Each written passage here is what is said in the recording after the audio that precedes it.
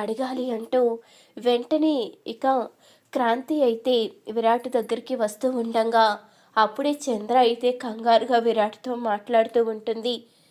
బావా, మనం అనుకున్నట్టే డాక్టర్ని కలవడానికి శాలిని వెళ్తుంది.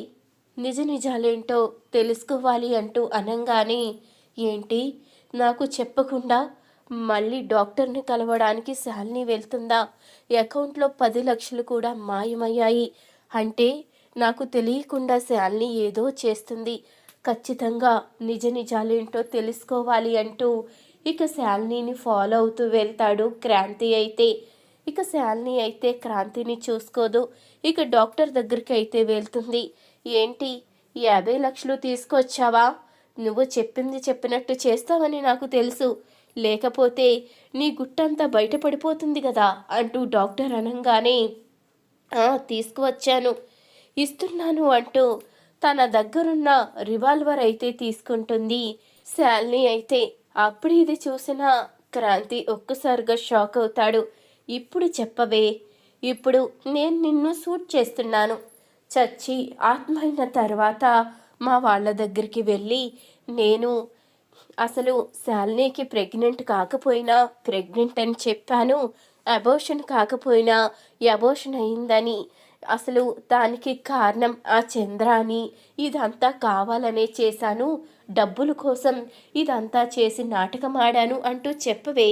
నా చేతిలో చచ్చిన తర్వాత ఎలాగో ఆత్మగా వెళ్ళాలి కదా, అప్పుడు నిజ నిజాలు బయటపెట్టు అంటూ అనగానే, చూడు, నీకు నేను చాలా సహాయం చేశాను. మీ అత్తారింట్లో అందరి ముందు కూడా చంద్ర ఏ తప్పు చేయకపోయినా తనే తప్పు చేసింది అన్నట్టు నేను చెప్పాను కాబట్టి అందరూ కూడా నీ వైపున మాట్లాడుతూ చంద్రదే తప్పన్నట్టు చెప్పారు. నువ్వు ఇప్పుడు ఇలా చేయడం అన్యాయం. అవసరం ఉన్నప్పుడు ఒకలా, లేనప్పుడు ఒకలా మాట్లాడడం ఇది చాలా అన్యాయం అంటూ చెప్తూ ఉంటుంది డాక్టర్ అయితే. నా గురించి ఇంకా నీకు పురాగా తెలీదే. నేను నా వైపు నుంచే చూసుకుంటాను. ఎవరు ఎలా పోతే నాకేంటి? నేను ఆ కుటుంబంలో అడుగుపెట్టిందే ఆ కుటుంబాన్ని ముక్కలు చేయడానికి. విరాట్కి క్రాంతికి మధ్య గొడవలు వచ్చేలా చేశాను. క్రాంతి వాళ్ళ అన్నయ్యని అపార్థం చేసుకునేలా చేశాను. వాళ్ళిద్దరి మధ్య ఇప్పుడు గొడవలు కూడా స్టార్ట్ అయ్యాయి. అలాగే చంద్ర అంటేనే ఎవరికి నమ్మకం లేకుండా చేశాను. ఇప్పుడు చంద్రని చూస్తేనే క్రాంతి అసహించుకుంటాడు. క్రాంతి ఇప్పుడు నా గ్రిప్లో ఉన్నాడు. నేను ఏది చెప్తే అదే నమ్మేస్తాడు. అవసరమైతే ఆ కుటుంబాన్ని వదిలేసి వచ్చేమన్నా వచ్చేస్తాడు. ఆస్తి మొత్తం నా సొంతం చేసుకొని ఆ కుటుంబానికి ఖచ్చితంగా క్రాంతిని దూరం చేస్తాను. ఆ కుటుంబాన్ని ముక్కలు చేస్తాను. ఇదే నా టార్గెట్. ఆ ఇంట్లో అడుగు పెట్టినప్పటి నుంచి నేను చేసేవన్నీ ఇవే అంటూ ఇక డాక్టర్తో అయితే మాట్లాడుతూ ఉంటుంది శాలిని అయితే. ఈ మాటలన్నీ విన్న క్రాంతి అయితే కోపంగా లోపలికైతే వస్తాడు. శాలిని అంటూ అనంగానే అప్పుడే కంగారు పడిపోతూ ఉంటుంది శాలిని అయితే. ఇంతలో ఇక క్రాంతి అయితే డాక్టర్కి వార్నింగ్ ఇస్తాడు. మీరు అసలు మనిషేనా? డాక్టర్ వృత్తిలో ఉండి న్యాయంగా వైద్యం చేయవలసింది పోయి అన్యాయంగా డబ్బుల కోసం అసలు అభం శుభం తెలియని వాళ్ళపై నింద వేసి మా చేతే అసహించుకునేలా చేసి ఇంత దారుణానికి ఎలా దిగజారిపోయారు? మీరు డాక్టర్ వృత్తిలో ఉన్నారన్న మాట కూడా మర్చిపోయి ఇంత నీచానికి ఎలా ఒడిగట్టారు? డాక్టర్ని దేవుళ్ళతో సమానంగా పూజిస్తారే, అలాంటి మీరే ఇలా చేయడం అస్సలు నచ్చలేదు. మిమ్మల్ని చూస్తుంటేనే అసహ్యంగా ఉంది అంటూ క్రాంతి అనేసరికి ఇక డాక్టర్ అయితే క్షమాపణ అయితే చెప్తుంది. నన్ను క్షమించండి, నేను చాలా పెద్ద తప్పు చేశాను. నేను చేసిన తప్పేంటో ఇప్పుడు అర్థమవుతుంది అంటూ ఇక క్షమాపణ చెప్పేసరికి అప్పుడే ఇక శాలిని అయితే తన దగ్గరున్న రివాల్వర్తో కోపంగా ఆ డాక్టర్ని అయితే షూట్ చేయబోతుంది. నిజాన్ని బయట పెట్టేస్తావా? ఇన్ని రోజులు నన్ను నమ్మించి మోసం చేశావు, నువ్వు బ్రతకడానికి వీల్లేదు అంటూ షూట్ చేయబోతూ ఉండగా అప్పుడే క్రాంతి అడ్డు రావడంతో ఇక క్రాంతిని అయితే షూట్ చేస్తుంది శాలిని. ఒక్కసారిగా షాక్ అవుతుంది. క్రాంతి క్రాంతి అంటూ అనేలోపే అప్పుడే ఇక అక్కడికి చంద్ర అయితే వస్తుంది. చంద్ర వస్తుంది, నేను ఇక్కడి నుంచి వెళ్ళిపోవాలి, ఇప్పుడు అది కనుక చూస్తే నన్ను ఇరికించేస్తుంది, నేను ఇక్కడ ఉండకూడదు, ఈ నింద దాని మీద పడాలి, అది అరెస్ట్ అవ్వాలి అంటూ అక్కడి నుంచి శాలిని అయితే వెళ్ళిపోతుంది. ఇక చంద్ర లోపలికి వచ్చేసరికి క్రాంతి అయితే పడి ఉంటాడు. అది చూసిన చంద్ర అయితే క్రాంతి క్రాంతి అంటూ దగ్గరికి అయితే వెళ్తుంది.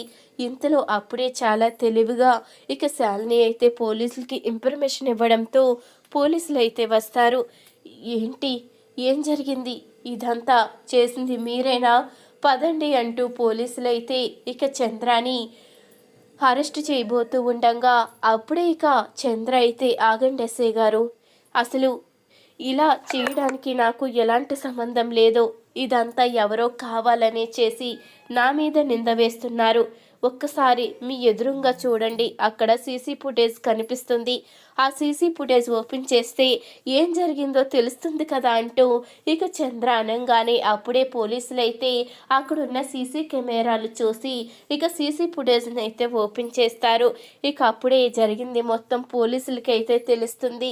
ఇక క్రాంతిని షూట్ చేసింది శాలిని అని తెలుసుకున్న పోలీసులు అయితే శాలిని గురించి వెతుకుతూ ఉంటారు. ఇక క్రాంతిని అయితే హాస్పిటల్లో జాయిన్ చేస్తుంది చంద్ర. ఈ విషయం తెలుసుకున్న ఇక క్రాంతి తండ్రి అందరూ కూడా చాలా బాధపడుతూ ఉంటారు. ఇక హాస్పిటల్లో క్రాంతి అయితే ట్రీట్మెంట్ తీసుకుంటూ ఉండగా ఇక అప్పుడే పోలీసులకి శాలిని అయితే దొరుకుతుంది. ఇక శాలిని అయితే హాస్పిటల్కి తీసుకువస్తారు పోలీసులు అయితే. అప్పుడే ఇక శాలిని దగ్గరికి చంద్ర అయితే వస్తుంది.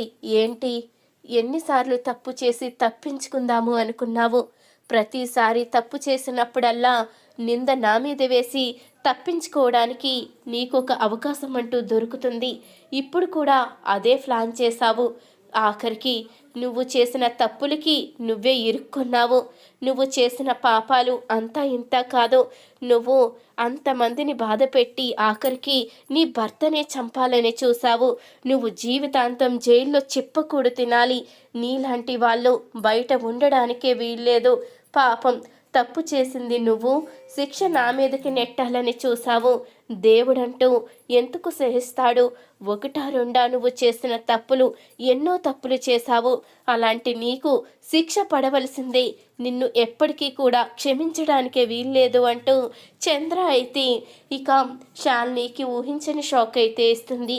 ఈ వీడియో కనుక నచ్చినట్లయితే తప్పకుండా ఒక్క లైక్ చేయండి, మా ఛానల్ని సబ్స్క్రైబ్ చేసుకొని పక్కనే ఉన్న గంట సింబలపై ఆల్ అని క్లిక్ చేయండి. అప్పుడే మేం పెట్టే ప్రతి వీడియో మీరు మిస్ కాకుండా చూసేవచ్చు.